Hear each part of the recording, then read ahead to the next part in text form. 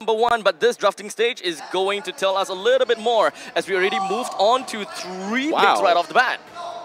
Huh, Team Evo wanted to be, they're going to do it all over again, right? Same bands coming in from both sides. Yeah. Nothing has changed. Again, same first picks coming in from both sides. I'm just surprised that Team Evo decided, you know what, being on first pick, maybe not so bad.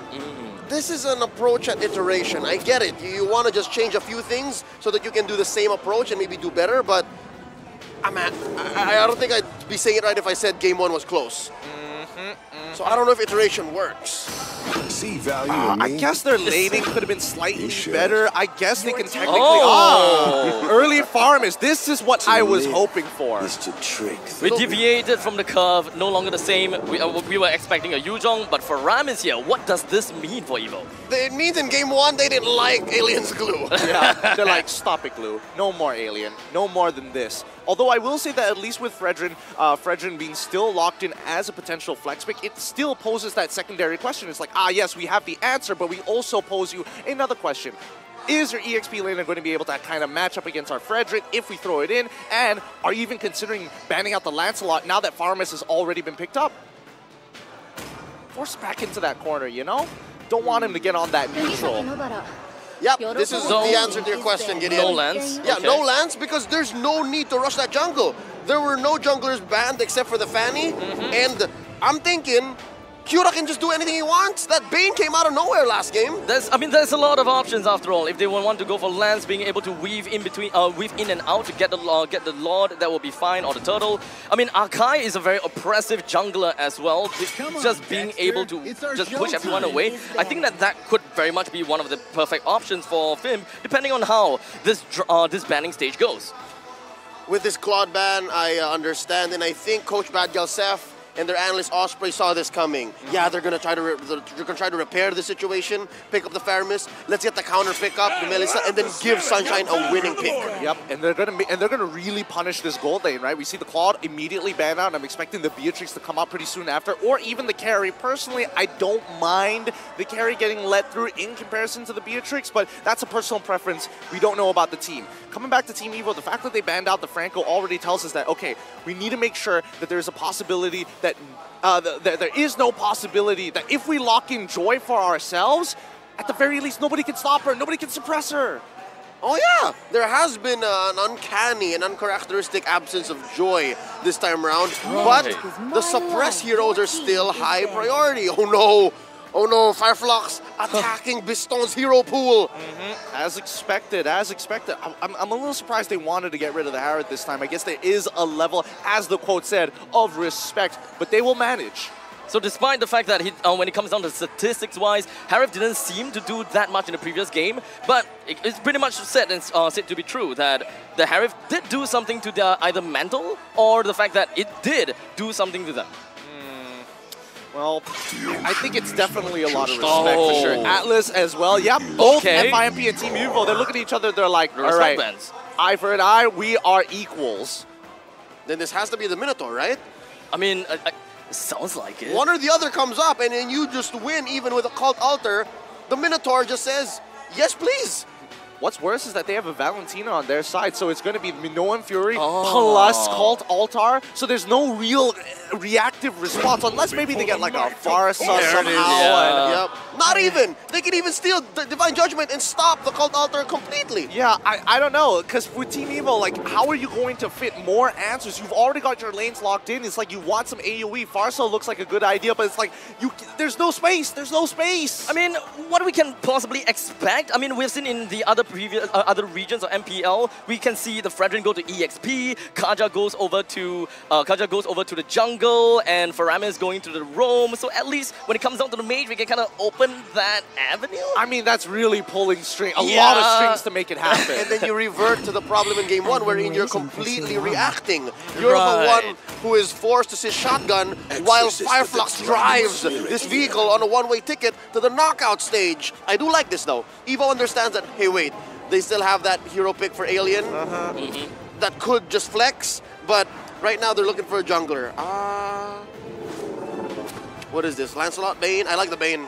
Yeah, the Bane is again. still Like, good. Why not, right? I mean, yes, you can technically go for Lancelot, but honestly, with the amount of AoE damage that you have, the AoE setup that you have, the Melissa, who's able to hit multiple targets at once with the activated muddles, might as well, right? A deadly catch to kind of seal the deal. And just push real quick. That's one of the problems that exacerbated Evo's situation in Game 1. Evo's situation in Game 1. So what are we looking for? More damaging jungler or more utility jungler? Damage. Damage Ling? How about all the Okay. damage? All the damage, all the Okay. chips. Okay. And Amon, I think that this is the third time that we've seen Amon. Yep, second time in the hands of Fireflux. I'm so surprised. I'm very surprised that he Good decided surprise. to do this. I'm here for it.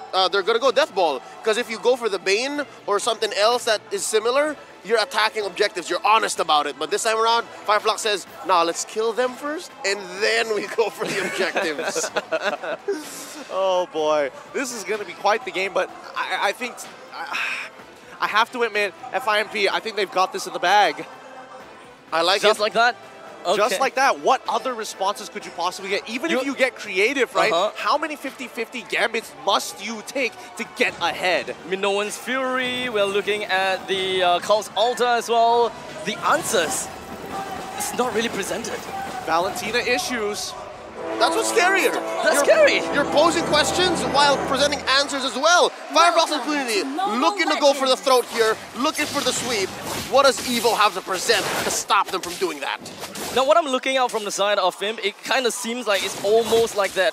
The front four that Gideon was talking about, they're just rushing onto the orange buff, albeit a little bit of the flip side, right? Yes. I call it the fast four. A fast four. Exactly. Family. Exactly. Because initially, we saw this from Echo. We saw how they abused the fact that Carl PC is walking into Little Wanderer and is like, I'm about to hit my ultimate. You really want to fight me on this? And we can really turn that momentum very, very quickly. But in terms for Team Evo, this early game is going to be an all or nothing at level 4. 20 August, please don't die. Aggressive opening, aggressive positioning from 20 August already expended the flicker, trying to get himself away. Luckily, Wait, one more skill is shot. this buying time? Oh. Okay. He's alive. He's alive, and I think that he did manage to buy a little bit more time and to make sure that Kira is a little bit slow when it comes down to the EXP gains. If anything, they bought some time. Kyura is slightly behind.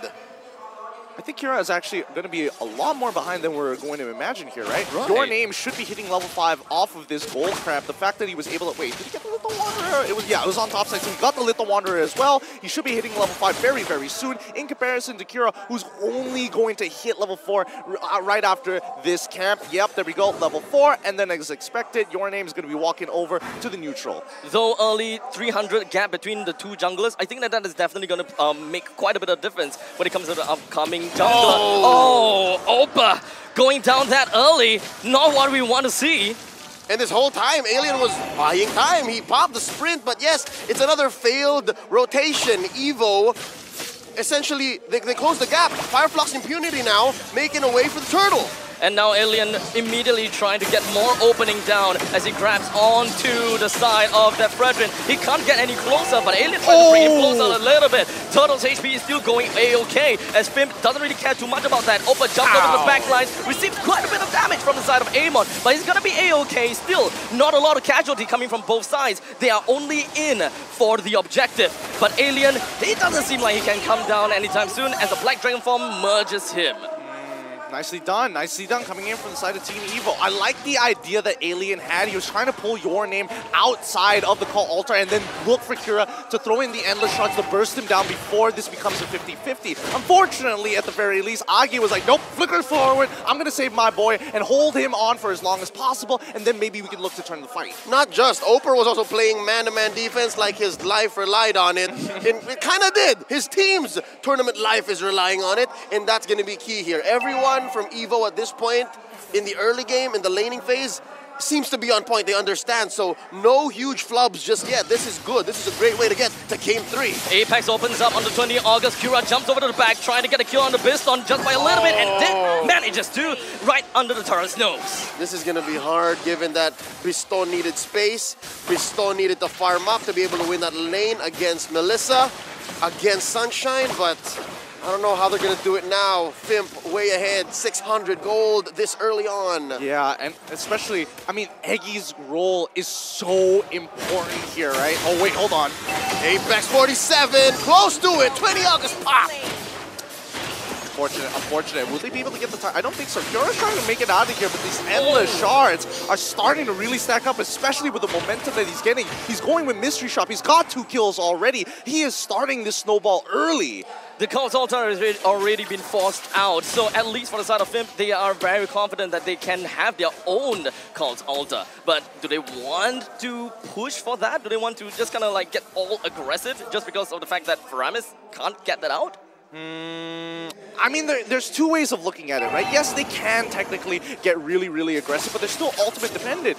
Even though the Call Altar is coming out defensively, it is matching up with the ult-timers of people like Apex and as well as Kazue. But at the end of the day, they have to match up Roamer for their mid laner. Here we go, quick turtle take by fireflux. They are going to lose that trade up top unless, do they have an answer? Are they going to make it in time? Well, all the energy turret is going to be taken down from the top side. The gold laners are pretty darn happy with what they have got. Kazu joins into the fray, terrifies down on the 20 August, brings him down, and Sunshine takes the kill. They're going to re-dive this. Apex, he's got them in No Fury. They know they can do this. Oh, and it does seem as though the proxy did manage to work, but Fimp, they don't really want to go for the kills per se. They want to focus on the turrets first, while Alien and Apex, they just hold it down.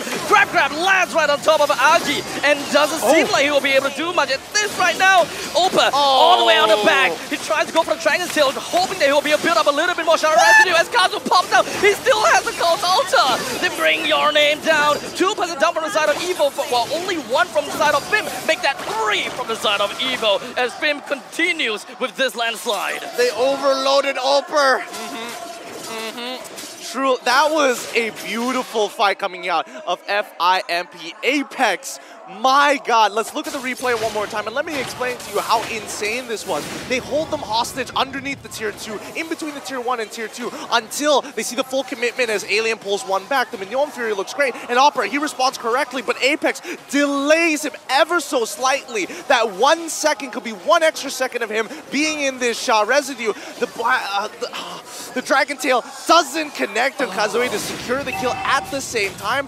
1 second difference. I'm not so sure if now it's a Terrify or it's just Oper not finding the right targets, right? Is it him just going, which way, or literally he had no choice? It's the Terrify. That's the best way to kind of explain it, right? Because at the end of the day, you need to be able to secure these kills, but if you have enough heal, and especially if you have the time being bought by Apex and as well as Kazue, it's even better. Look at this snowball! This is so terrible! Under 7 minutes, fireflux have already committed Grand Theft Orange. And we're not even to the Lord state just yet. This is the last turtle of the game, and they're barreling on ahead. Almost 5K ahead. They're outgunned, they're outmanned, and look at this Apex! Damned if you do, damned if you don't. Evo still wants to take the fight onto the Lord, the turtle, but unfortunately they can't bring it down. Your Name takes the first blood, or rather he himself goes down first. Edgy also down.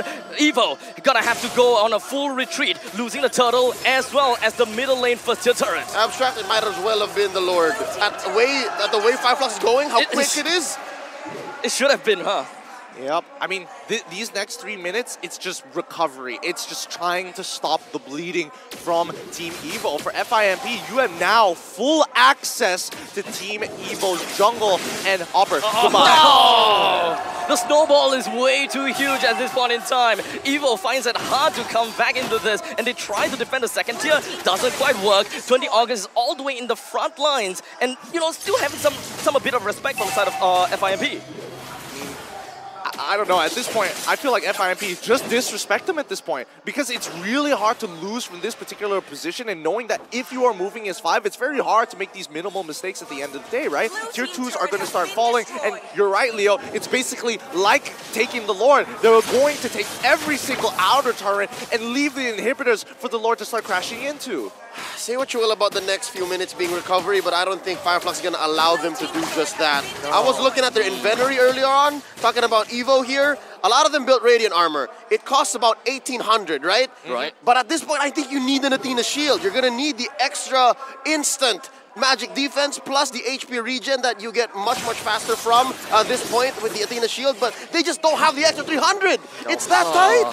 They need an instant gratification, right? That's right. They can't stack it up any longer. They can't even hold the fight for too long. Not with the radiant armor, but wait, what happened there? Four-man attack. Sunshine was a little too confident. Yeah, but they also got 20 August to use his flicker, which is, you know, Sunshine's gonna look at the rest of his team and like, hey, I'll be back in 10 seconds. Don't worry about it. When the Lord spawns, take your time. I'll be there to join the fight, and we got this game in the bag. I mean, they do have Alien after all. He will be able to create that much amount of space until Sunshine comes back to initiate for the Lord. Ah, well, there's one time that you're okay with the radiant armor, but wait, look at the grin! SA packs 47 Minoan's Fury throws everyone else up into the air, and the rest of the members for the side of Fimp is pretty much showing the entirety of Evils like hungry toddlers. They are a man on a mission like possessed, and they want to just go straight in for the inhibitors. It doesn't seem like he would want the game to end right now. Cura finishes him off as he overextends that bit as he wants to hold his team together. Yeah, and Cura, he's not even doing anything too fancy at this point. He's letting his team do a majority of the work. He doesn't want to stack that Radiant armor as quickly as possible, so he just throws his ult, lets the rest of his team do all the damage, and he'll collapse and crumple like paper. This is disconnect, miscommunication across the board, especially from that bottom lane. I think, was I correct to see that it was Eggy who flickered in with a attempted pull? Yep. When you're down 10K? He made a gambit, and and I respect him for that. All in. They've got to try. They have to try something. I mean, it's a 10K gold lead, and at this point, you can definitely see the desperation on Team Evo. The fact that Opper is going in with the Black Dragon for pre-lore, they can just let these waves crash into the inhibitor, and then start contesting for neutral. It seems like it's mass hysteria. I mean, I can't imagine seeing them just holding themselves inside the base and clear the waves, but hold on a second. 20 August found one on the Cura, but it doesn't seem like they will be able to bring him down at all just yet, as Cura still hangs on behind. He's gonna be A-OK. The rest of the members coming from the side of FIP just gonna be jumping right on to Biston, but he managed. Triple kill coming in huge from Kazue to finish off this game. GG, well played, FIMP. Biston was so close to getting back into the safety of the fountain, but let's be honest here. With all of his team taken down, what can he possibly do against that massive wave? There was nothing.